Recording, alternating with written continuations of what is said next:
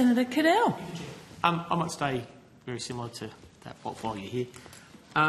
Given that in that AEMO's report, every state other than our Tasmanian brothers go above the reliability standard by 2031 under their scenario in the shortfalls.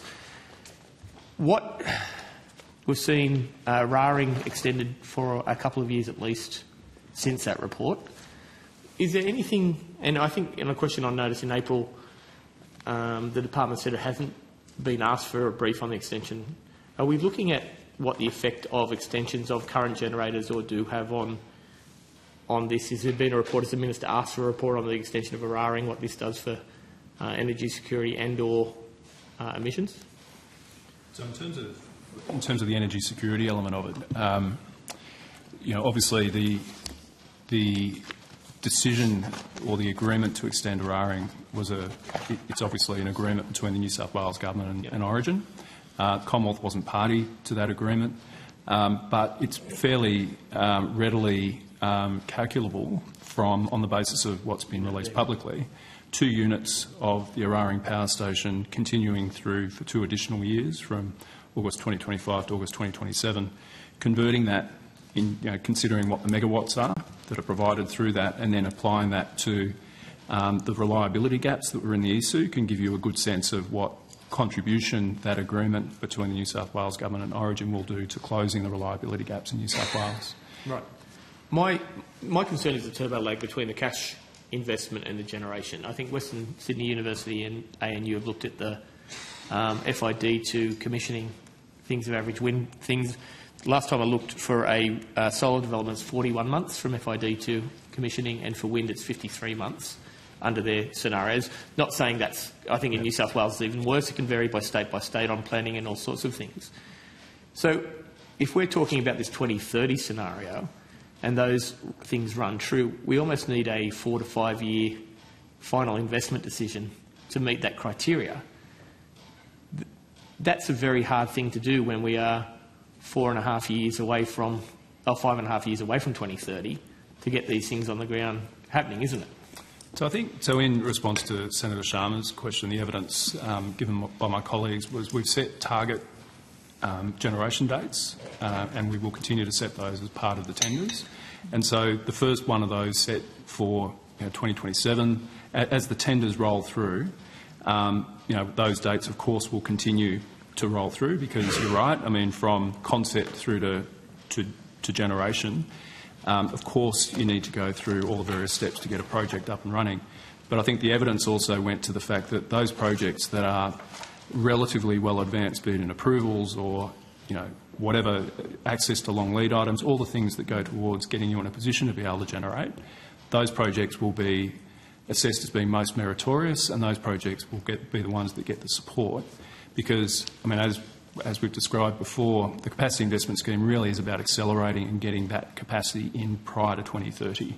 And so everything built into the tender arrangements, the merit criteria, are all designed to achieve that outcome. And if I may just complement that, Mr Duggan provided evidence earlier about the RETAs, the agreements, the bilateral agreements with each of the states and territories, and they too are designed to address some of the non-financial barriers to entry for these projects, including planning system and also providing greater certainty for an orderly transition and the exit of some of the ageing coal-fired plant as well. If I can complement that, we can talk about this tomorrow if you like in outcome 2, but of course in the budget there has been considerable additional resources provided to effectively the regulator within DQ in order to lean in and drive more efficient environmental assessment processes in the Commonwealth's realm. You know well, Senator, that period, ironically, the Commonwealth role in that, it can actually be much smaller than is thought. But nonetheless, we are seized at that issue. It's a proper issue that you're raising. I think the government's recognised that in budget funding, and we can talk about that tomorrow as well. And we might go there because I know the AEC is not there and these reasons, but given that report of 92% of consultation, the consultation at the speed it's happening now isn't working. That's one thing that probably could take longer, better, going forward. And that's just my concern. We're rushing down. Are there penalties or concerns going back to the capacity scheme and others where if they don't meet those generation dates? Is there a penalty if they don't meet those dates? So I might get my colleagues who are putting together the tender guidelines on this, but there will be test points at various points along the way. So once you've been successful in a tender, you need to continue to demonstrate through the course of all the way through to final generation that you've met certain project deadlines along the way. The reason for that is to ensure that we're not supporting projects that, to your concern, for one reason or another, the time frame gets pushed out. So of course, this is a scheme about supporting generation at 2030. So if there are projects which do push beyond their expected completion date, there's the opportunity for the government to tender for additional projects. So to effectively return that money to the Commonwealth to then make that available in the next generation tender. So there are penalties. They may have to return all the funding. Well, they wouldn't have received funding because they only receive funding when they're generated. Effectively, what they lose is the contract, which gives them the right to receive funding in future. So, I don't know, Mr. Bryan, what do you want to add to that? I might just mention that the approach we're bringing to this is consistent with the Commonwealth procurement rules. We're really looking for value for money. So there's no point in us underwriting projects that look to be cheap but are never actually going to be delivered. So in that value for money assessment, we're really looking for credible projects. So it's very important that we choose the right projects at the outset, and that's why that stage A is really focused on project deliverability. And then in the contract that's awarded, there are a number of provisions that Ms Wiltshire might speak to around milestones and cure plans. But yeah, thank you. The contract or the capacity investment scheme agreement that successful proponents will sign does have quite a lot of milestones and checks and balances, if you like, leading up to when the project is actually developed. Yep. So while underwriting payments wouldn't start until the project reaches that commercial operation date, along the way they have to provide us with significant reporting on quite regular intervals to show that they are making regular progress and developing their project in line with the timelines that were agreed. So, and then if things do go wrong, there are things like cure plans as part of the contract that allow us to work with them to make sure that they are making progress to rectify whatever the issues that are going on, so that we have full visibility of that. In the worst case scenario, like Mr Duggan said, the projects would be terminated, but that would be as a last resort. So we would work with the agreement would be terminated. The project may still go ahead with their own funding, but just not under a capacity investment scheme anymore. Yes, but I guess, yes. I mean, there's all sorts of scenarios, but, there could be a situation where the project itself may not go ahead, for example, but, all things are possible. Okay. To that point, going there, we've just had Snowy Hydro on. They've had their reset document. They've doubled their budget and taken a little bit longer than first anticipated many moons ago. Got bogged and wedged. Yeah. Things happen on these projects. I don't know many that have run on time. I'm not saying I don't know none that have run on time. Has the department kept a large-scale or a reference of estimated dates and completion dates of projects around town, looking at your own? Like, I can talk about the Clean Energy Investment Group, what they've looked at. I can talk about the Western Sydney Uni. Do you keep an eye on other projects and how long they take compared to what they think they will do? We're very attentive to that, Senator. AEMO is incredibly attentive to that for the reason, of course, they need to then manage the implications of projects running over. It has implications for reliability as it does for generation. So, yeah, we monitor that very closely, and that's given us, the confidence, through the work that we do to set the timeframes for generation that we're setting through these tenders, because we have a pretty good sense of what it takes to get projects from, whatever point they are now to the point of completion, and that's been developed over a period of time. I'd just add, Senator, part of the thinking behind front-loading the scheme. So we're doing, out of the 23 gigawatts of variable renewable energy, we're doing 6 in the first of 6 auctions, and then 4 in the second. We've got to hurry. But locking those in early gives us the maximum amount of time to deliver by 2030, but also gives us the flexibility. If the project does seem to be going off the rails for some reason, we can, as Ms Wiltshire, as a last resort, cancel that contract, and we've still got time to re-tender and provide underwriting support to another proponent. Okay. I might go on a different tangent now down that. I might come back yet, I don't know. Gippsland offshore feasibility licences, issued 6, I think, early May. Is that correct?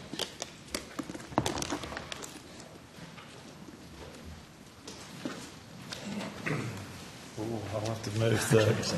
Oh, that's awful, Congratulations isn't on it? the progress. G'day, Senator. Shane Gaddis, Head of Net Zero Industries Division. Yep. 6 feasibility licences granted for Gippsland offshore wind. Yes. 5 Indigenous consultation. No, another 6. Another 6, yep. In consultation with First Nations groups. Yep.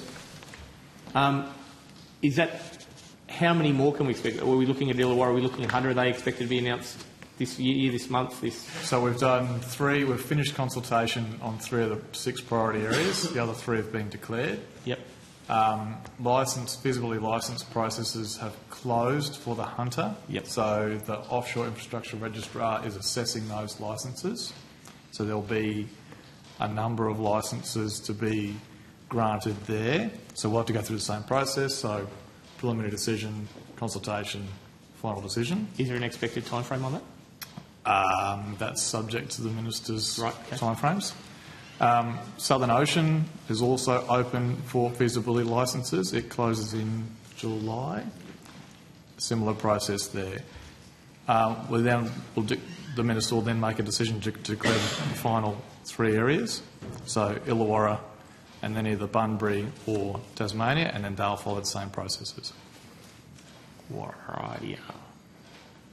Minister, I expect I know the answer, but any insight from the Minister's office about when those might be considered to be announced for Hunter? As the evidence has already been provided to you, it's a decision for the Minister. I will take that. I'm from the Hunter. There's been significant, and I've stirred significant concern over the issue up a lot. Thank you, Senator. You're welcome. My concern is, up till now, there's only been a network of 5 floating offshore generators as a network. Are we not rushing a little bit to talk at 100 plus when it's never been done commercially anywhere in the world as part of this, what we're doing? I think, Senator, the way to characterise that is that these are feasibility licences. Yep. So by the nature of the fact that the licence, they go in, they do all the testing, they go and work up their project proposal. A lot of people think that as soon as the feasibility licence is issued, that there will be turbines there next year. Because the floating offshore wind technology is not as well advanced as the fixed, it's fair to assume that it will take them longer to work up the feasibility, longer to work out the technology, and then a lot longer to consult and engage with the community about those concerns than what there will be in other areas. So I think it's fair to say that we think that it will be quite rapid in Gippsland because it's fixed technology. Yep. It will be considerably a longer amount of time for the feasibility licence holders to work up those processes for the Hunter and the Illawarra where it's floating. When people like me are running around saying we'll cancel it, we'll pull it, is that hurting investment security and certainty for these firms? Oh, I mean, that's an opinion. Please say yes. That's a bit, Senator. Yeah. That's a bit tricky. No. Yeah. That's a bit tricky for the... Yeah, okay. Have you heard comments that the investment security of all these things may be troubling for some of the proponents? Well, I mean, it's very early days for the floating sector, and Yep. it's very early days for the sector in Australia. And as I said, some of the zones are more prospective than others. So the other things that help investment certainty is the fact that the Victorian government has announced a tender and support for it there. So there's a pipeline of the things that you would need as a proponent, the certainty that you would need to go and develop it. It's all there in Victoria and Gippsland. Yep. Those elements aren't yet in place in New South Wales for Hunter or Illawarra. So the feasibility licence holders will have more work to do before they can have the certainty to develop their projects and take them to market. Thank you very much. In the urges of being quick, shall I just keep powering on with different... Keep going. Very quickly. Ms Fredericks, what role will DQ be making in the $300 energy rebate? Are you a part... I know it's being handled by Treasury, but taking any role whatsoever? No, to be frank, that was a measure that was developed in the Treasury portfolio, that appears in the Treasury portfolio, Yep. and it's to be delivered in the Treasury portfolio. Yeah. Okay. We'll go on there. Something that was said, I'm going back again, sorry, all over the place, because I'm going off people's testimony in order. On the capacity investment scheme, it was said in evidence there that the benefit might be that prices are lower across the thing for the economy at the outset of that. Wouldn't that see the Commonwealth and the government and taxpayers exposed to greater underwriting costs? So technically it's still being paid for just by a different mechanism? Yeah, so I think, Senator, the evidence was that to the extent that the capacity investment scheme, and we expect it to be successful in getting more low-cost renewable energy into the system, then you would anticipate that to have a downward impact on price.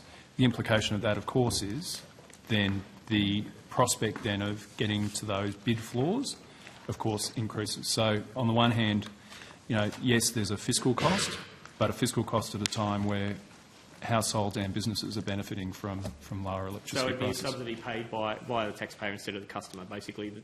Where Senator Sharma was talking about the customer paying the rebate, the taxpayer would be doing it in this case. Well, the way I characterise it is that what the taxpayer is doing is providing the underwriting support to get that new renewable energy capacity into the market, and that's the basis on which that's what drives down wholesale prices into the national electricity market, into the WEM. And so, yes, that to the extent that the result of that is lower prices, that's obviously a good outcome for consumers. Okay.